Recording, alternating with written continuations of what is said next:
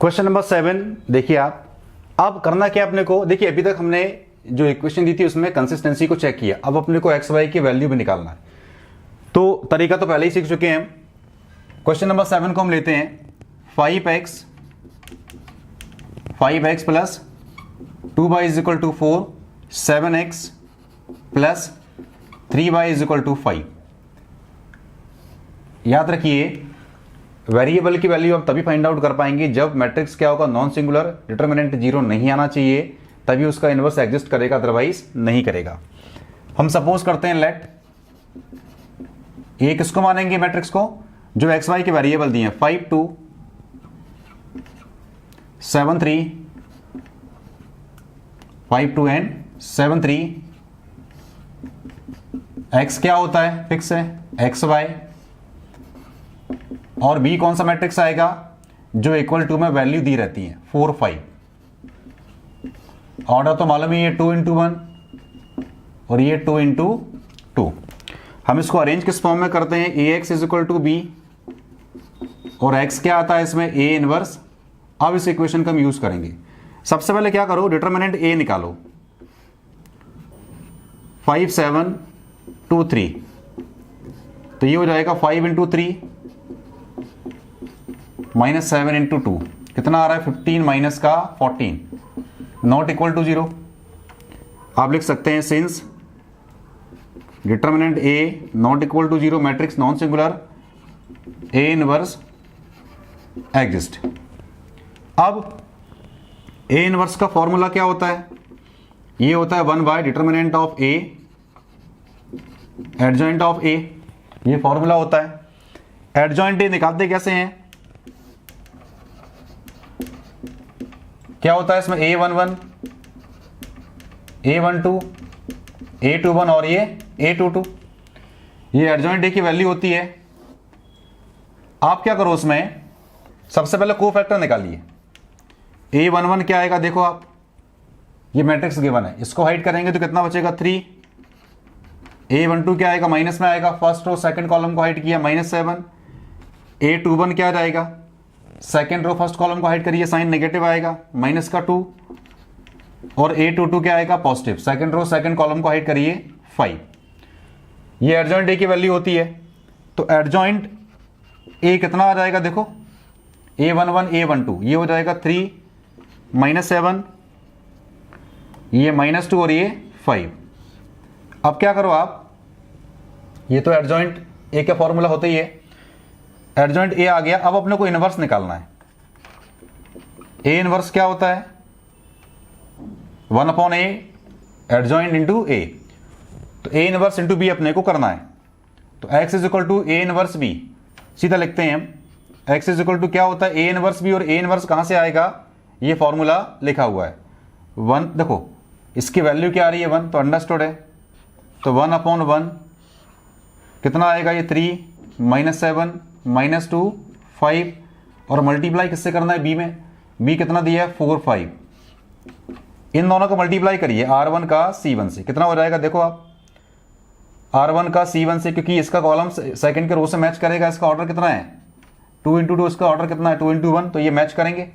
R1 का C1 से multiply करिए, कितना आ जाएगा, देखो 3 का 4 से 12, -2 का 5 से 10, ये कितना आएगा, देखो सेकंड रो फर्स्ट कॉलम, -7 का 4 से -28, 5 का 5 से 25, तो ये आ रहा है 2, और ये बचेगा माइनस का 3। ये किसकी वैल्यू आ गई, x की, और x क्या होता है, एक्स वाई, कितना आ गया, ये 2 माइनस का 3, तो x कितना हो जाएगा 2, y कितना हो जाएगा माइनस का 3।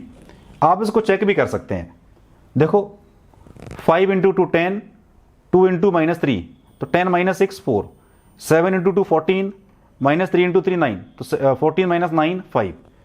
इस वैल्यू को आप चेक भी कर सकते हैं कि जो आंसर हमने निकाला है वो सही है या नहीं है। सबसे पहले क्या किया हमने, मैट्रिक्स फॉर्म में अरेंज किया, ये इक्वेशन बनाते हैं ax is equal to B, क्योंकि a इंटू एक्स करोगे आप, a इंटू एक्स करोगे फिर से ये इक्वेशन मिल जाएंगी। इज इक्वल टू बी का मीनिंग क्या होता है, जो वैल्यू इक्वल टू में लिखी है। डिटर्मिनेंट ए निकालिए, नॉट इक्वल टू 0 आएगा, matrix non singular. Adjoint A इस तरीके से निकालते हैं, ए इनवर्स का फॉर्मूला होता है, को फैक्टर निकाले हमने, ये एडजॉइंट आ गया, और x क्या होता है a inverse b। a inverse क्या होता है 1 upon determinant of a into adjoint a। ये वैल्यू लिखी, b से मल्टीप्लाई किया, r1 का c1 से, r2 का c1 से, 2 - 3 आ रहा है। और x हमने किसको सपोज किया था, xy को। मैट्रिक्स इक्वल दिया तो x कितना हो जाएगा 2, y कितना हो जाएगा -3। ये क्वेश्चन नंबर 7 का आंसर हो गया।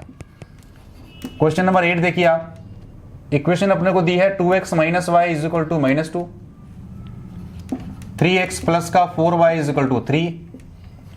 फिर से क्या हो जाएगा, लेट a इक्वल टू कौन सा मैट्रिक्स बनेगा, 2 - 1 3 4। x क्या हो जाएगा इसमें xy, और b कौन सा बनता है मैट्रिक्स जो वैल्यू इक्वल टू में दी है, -2 और ये 3। फिर से क्या करेंगे, इसमें डिटरमिनेंट a निकालेंगे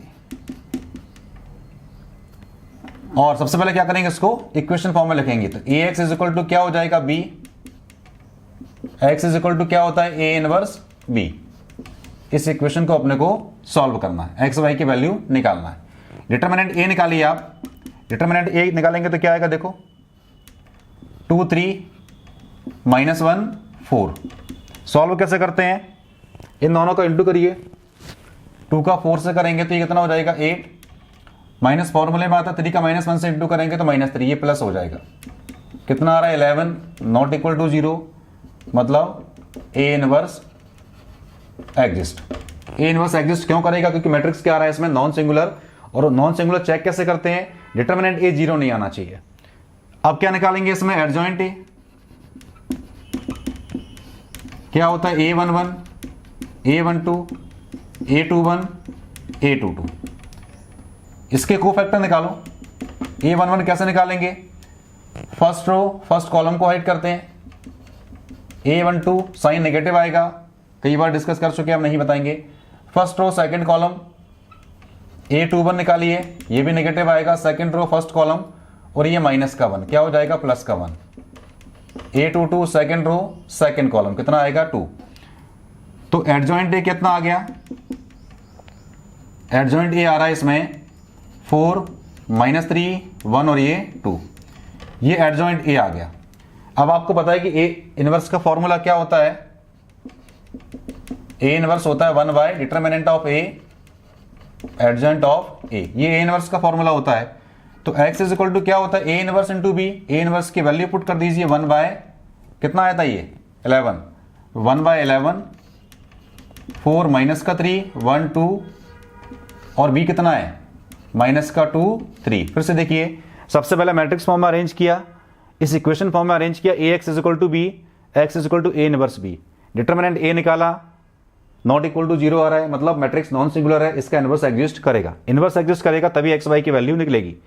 एडजॉइंट a इस तरीके से निकालते हैं, ट्रांसपोज ऑफ कोफैक्टर, कोफैक्टर निकाले, वैल्यू अरेंज की, और x इक्वल टू क्या होता है a इनवर्स b, ये a इनवर्स का फॉर्मूला होता है। अब मल्टीप्लाई करेंगे, मल्टीप्लाई करेंगे तो क्या आ जाएगा, देखो ये बाहर चल रहा है 1/11, इसका ऑर्डर क्या है 2/2, और इसका ऑर्डर क्या है 2 × 1। तो r1 c1 4 का -2 से -8, r1 का c1 से 1 का 3 से करेंगे 3। अब क्या जाएगा, सेकंड रो फर्स्ट कॉलम, -3 का -2 से मल्टीप्लाई करेंगे तो 6, और 2 का 3 से करेंगे तो 6। कितना आ गया, देखो ये आ रहा है -5, और ये आ रहा है 12, और यहां पे क्या चल रहा है x का मीनिंग क्या होता है xy। ये कितना हो जाएगा, देखो -5/11 12/11।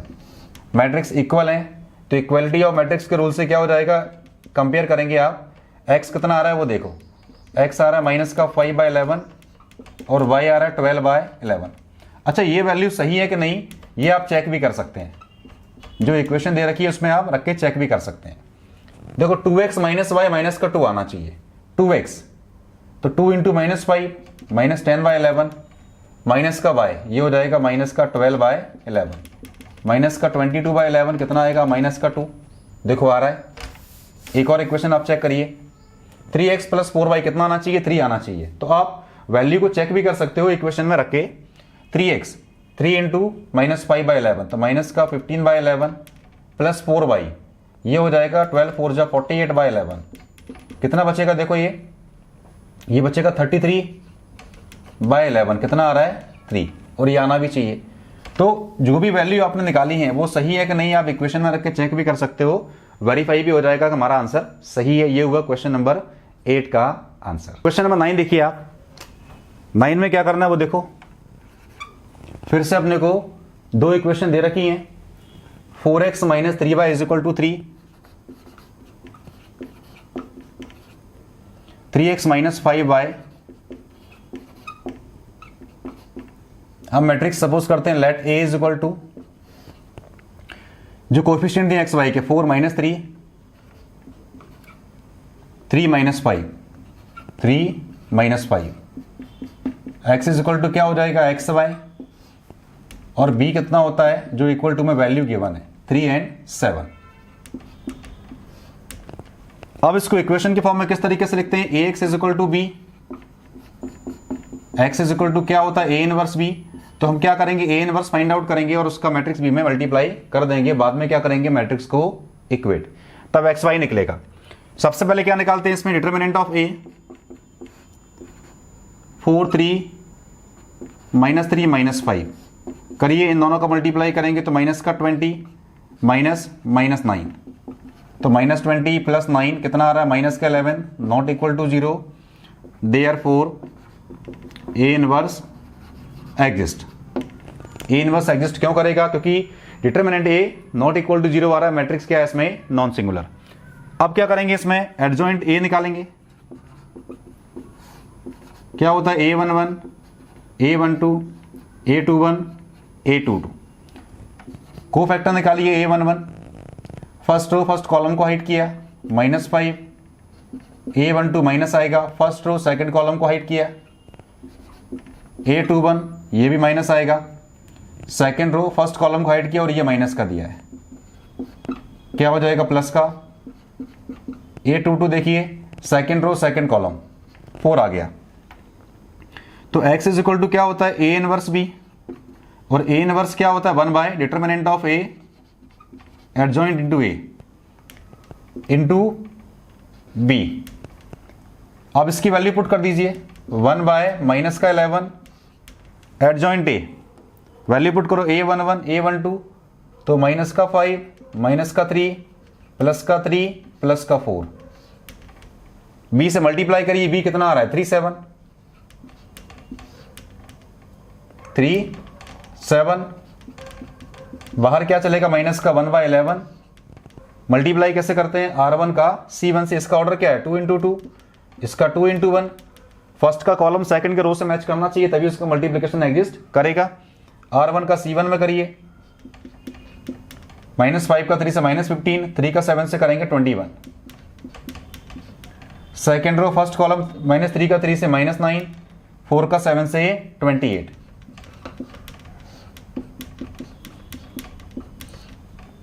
-15 + 21 कितना बचेगा 6, ये कितना बचेगा, ये आ रहा है प्लस का 19, अगर हम डिवाइड करेंगे तो माइनस का 6/11 और ये माइनस का 19/11, यहां पे x चल रहा है और x का मीनिंग क्या हुआ, xy = में क्या है, क्या माइनस का 6/11 माइनस का 19/11। अगर आप इक्वेट करोगे तो x कितना आ रहा है माइनस का 6/11 और y कितना आ रहा है माइनस का 19/11। अब ये वैल्यू देखो सही आ रही कि नहीं, ये चेक कैसे करेंगे, जैसे मैंने अभी आपको बताया था माइनस का 19/11, अपने को चेक कैसे करना है वो देखो, आप चेक कर सकते हैं। इक्वेशन में वैल्यू पुट कर दीजिए 4x, तो 4 × -6 कितना हो जाएगा, माइनस का 24/11 माइनस का 3 ये हो जाएगा प्लस का 19 3 जा 57, तो ये हो जाएगा प्लस का 57/11। देखो 7 में से 4 बेस तो सेम दिया है, 7 में से 4 गया 3, 5 में से 2 गया 3, कितना आ जाएगा, देखो 3 आ रहा है, मतलब ये सही है। सेकेंड इक्वेशन देखो 3x, फिर से x की वैल्यू पुट करिए, कितना -6/11, तो 3 × -6 क्या हो जाएगा, माइनस का 18/11, माइनस का 5 × -19 कितना आएगा, प्लस का 95, तो ये हो जाएगा प्लस का 95/11। बेस सेम दिया है, बेस सेम दिया है, 15 में से 8 गया 7, 8 में से 1 गया 7, कितना बचेगा 7, देखो 7 आ रहा है, मतलब जो वैल्यू हमने निकाली है वो सही है। तो इस तरीके से आप आंसर को वेरीफाई कर सकते हैं। ये होगा क्वेश्चन नंबर 9 का आंसर।